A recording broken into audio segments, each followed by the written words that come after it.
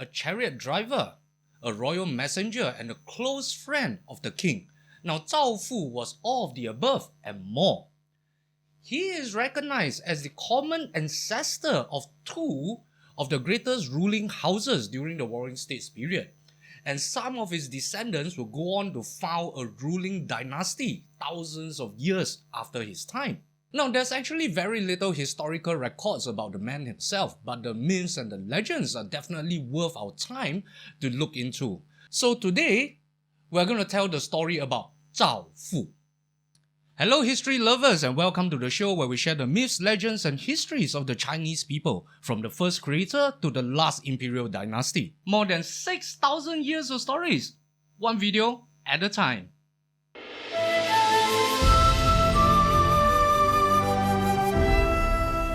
Now, in a previous episode about King Mu's journey to the west, we briefly touched on Zao Fu and his contributions as the king's chariot driver and messenger. But how, in the first place, did he come to his position? Now, to begin with, Zao Fu was not just your run-of-the-mill commoner during his time. He was actually the grandson of Meng Zeng, who actually served and was ennobled during the reign of King Cheng of Zhou. Now, Meng Zeng himself was the grandson of Fei Lian, who together with his own son Wu Lai were two legendary servants of King Zhou of the Shang dynasty. Now, if you remember, King Zhou was a tyrant of the Shang, the last king of the Shang dynasty that was later overthrown by the Zhou dynasty. Now, if you want to know more about him, you can check out this link. Now, in fact, the entire bloodline of Zao Fu could be traced all the way back to Zhuanxu, the mythical Black Emperor during the age of myths in ancient China, one of the five tiaks that ruled in prehistoric times. And it was through the line of Bo Yi that Zao Fu was descended from. Now, being a minor noble that was close in age with King Mu, the two would grow up together and they actually shared similar interests in horses and hunts like most of the nobles of their time. And when King Mu ascended to the Zhou throne, he appointed Zao Fu as the royal stable master in charge of all the royal horses and carriages and chariots. Now, during one of his trips to the Tongguan region, Zao Fu came into the possession of 6 fine horses. You could say 6 of the best horses in the realm. And he also found out from the locals that the peach forest in the mountains that was somewhere southeast of Tongguan was well known for producing the best horses in the realm. Now, Zao Fu wanted to present the 6 horses he had in his possession to the king to draw the royal chariot. But the royal chariot had to be drawn by 8 horses, in fact 8 identical horses, and Zao Fu was kind of short of 2 horses to complete the teams. Now, however, if he were to keep the 6 horses for himself, it's kind of like overstepping his boundaries to have better horses than the king himself, to have better horses than the royal stables. Therefore, Zao Fu told the king and his friend of his dilemma, and he informed the king of his intention to go into the peach forest himself to personally trap another 2 more horses to complete the royal chariot team. Now, it was said that the peach forest was a deep, dense and dark forest, covering an area that was more than 300 square li. The foliage was so thick that sunlight rarely hit the ground. Now, Zao Fu spent months in the deep forest, subsisting on what he could hunt or what he could scavenge from the ground, and fighting off, various beasts and dangerous predators and venomous snakes that could, easily kill him. Now, it was through much difficulties that Zao Fu finally trapped 2 of the finest horses in the land and presented them to King Mu. Now, the king was overjoyed when Zao Fu returned with the horses and named them Hua Liu and Lu Er. The 2 horses would finally complete the 8-horse team that would draw the royal chariot. Now, legend has it that each of these 8 great horses were capable of traveling 1,000 leagues a day, and hitched together in a team of 8 to draw the royal chariot. They could traverse over 10,000 leagues in a night, and no man or beast in the realm would be able to catch up to them. Now, in the last episode, we said that King Mu traveled to the west as an extension of his military campaigns. Now, here we have an even more mythical version of that story. Now, it was a fine day with beautiful weather, and King Mu ordered Zao Fu to bring out the chariot and they will go for a ride to the west of the capital of Haojing. Now, letting the horses run to their heart's content, they soon left the royal guards and the entourage far behind them. Now, within just half a day, the king and his chariot driver ended up in a land so far to the west that they could not recognize any of the landmarks. However, this land was filled with all kinds of strange beasts that neither the king nor his friend had ever seen before. Now, being the hot-blooded young men that they were, this triggered their thirst for the hunt, and they promptly got to chasing and hunting down this strange animal, and within another half a day, the game that they hunted filled up the chariot and the sky was turning dark. Rather than turning back, the king decided that they would go further west to seek a place to shelter for the night, letting the horses lead them. And they soon found themselves in the mythical land of Yaochi in Kunlun, the abode of the Queen Mother of the West. Now, the Queen Mother of the West was a legendary beauty who was a great singer and a great dancer. She warmly welcomed the two men into her palace and threw a grand feast for them. And thereafter, King Mu spent many days drinking and singing with the Queen Mother of the West, forgetting about his own realm, forgetting about his own people, and of course, with the king gone for so long, the kingdom slowly lost control over their vassals. As we've mentioned in the last episode, King Yan of the state of Xi saw the opportunity and he rebelled against the Zhou kingdom. Now, the rebellion started in the state of Xi, which is around today's Jiangsu region, and the rebel forces quickly made their way to the Zhou capital at Haojing. And all that was happening while King Mu was having the time of his life, enjoying the company of the Queen Mother of the West in Yaochi. And it was also at this time when the rebellion happened that Zao Fu noticed something wrong with the horses. They were getting irritable and they were very restless. So, following his gut feeling, Zao Fu decided to release one of the horses to see what it would do or where it would go. And lo and behold, on the same night, the released horse brought back a messenger from the Zhou kingdom. Now, as it turned out, the Zhou court had sent out multiple parties of messengers to find the king, and they had been searching for a long time but were unable to locate the mythical home of the Queen Mother. Now, it was only by chance that the horse found one of the parties and led them back to Zao Fu and the king. Now, hearing about the rebellion, King Mu quickly sobered up and he realized that he almost lost his kingdom due to his negligence. And he immediately ordered Zao Fu to ready the chariot and they would rush back to the capital overnight. Now, the horses ran like dragons storming through the clouds and made the 10,000 li trip back to the Zhou capital at Haojing within one night. The sudden appearance of the king, King Mu, on the front lines caught King Yan of Xi by surprise, and rumors that the king had returned on a chariot drawn by 8 dragons struck fear into the rebel forces, and more than half of the rebels turned tail and ran, unwilling to face a foe that could use dragons as his steeds. So, as expected in the myth, the ensuing battle was little more than a formality, with Zhou forces making quick work of the rebels and bringing peace and prosperity back to the realm. And in recognition of his contributions to saving the kingdom from destruction, King Mu granted the city of Zhao to Zao Fu and named him the Marquis of Zhao. And hence, Zao Fu became the founding father of the House of Zhao, who will go on to be the ruling house of one of the major players, one of the major states in the Warring States period. Now, of course, this is a mythical retelling of the story. If you want to find out more or hear a more realistic account of what actually happened, go check out the last episode in the series where we have a more probable reconstruction of the events that was told in this myth.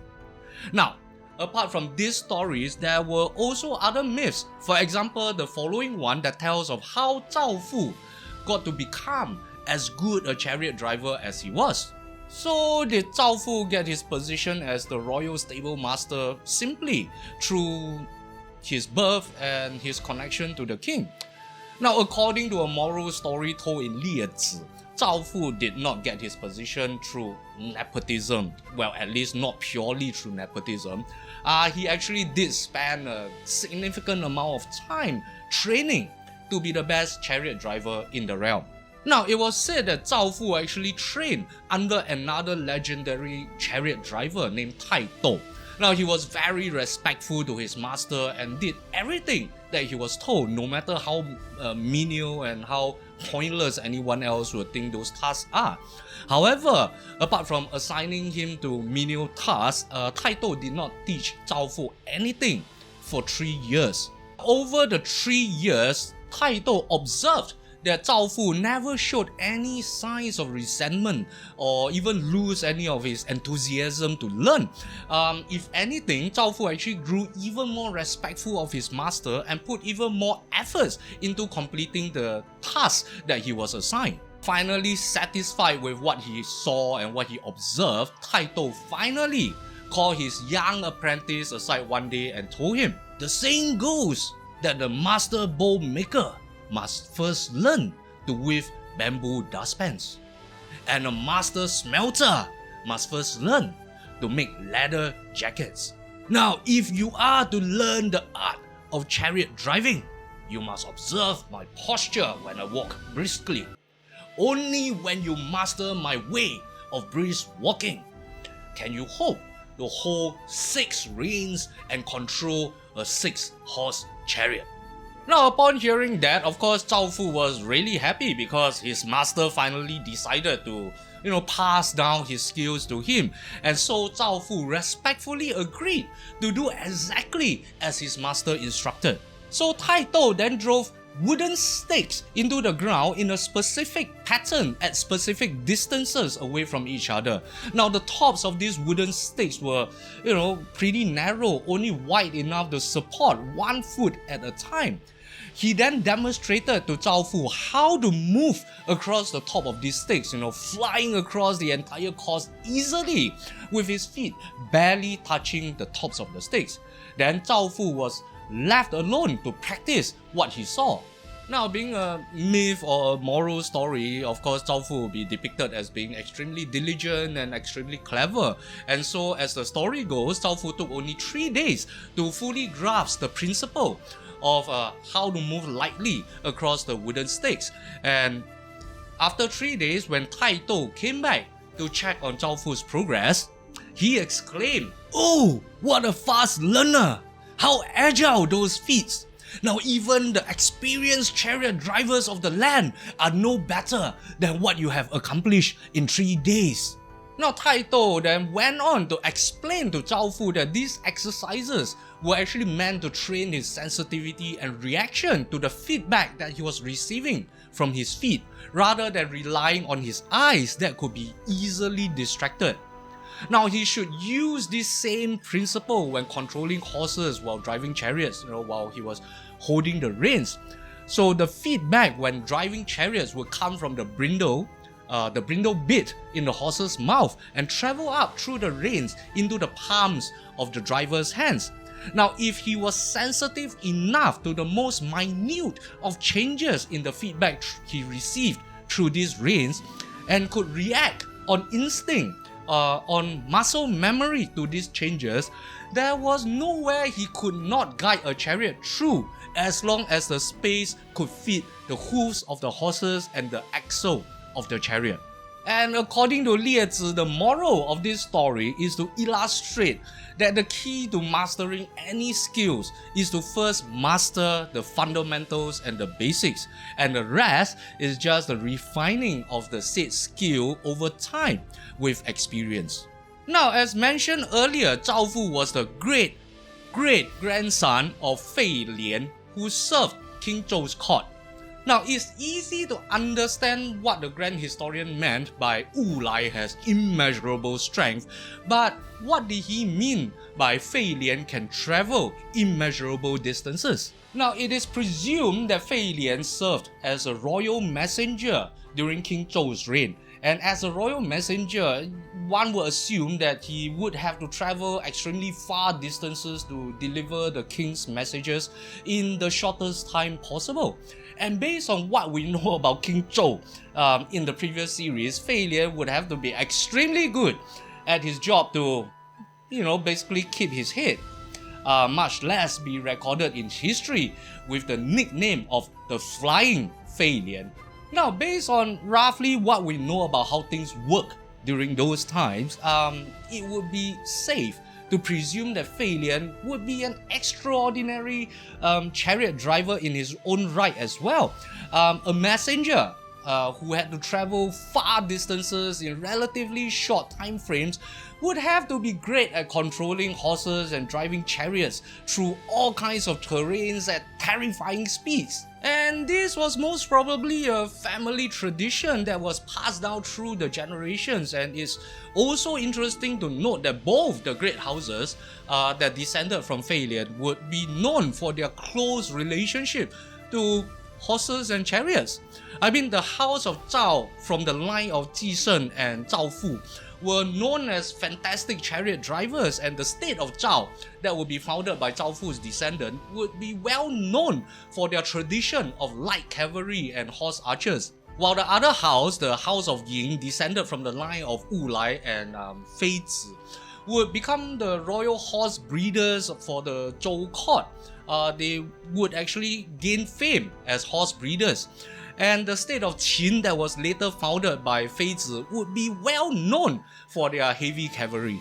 Now, as mentioned many times before in many episodes that I produced, the Records of the Grand Historian is a compilation of many different source texts put together by the Grand Historian, or rather compiled together by the Grand Historian hundreds of years after the events, and sometimes with a bit of his own interpretation thrown in, and therefore there remains many different conflicting accounts of events even within the same book, just different chapters.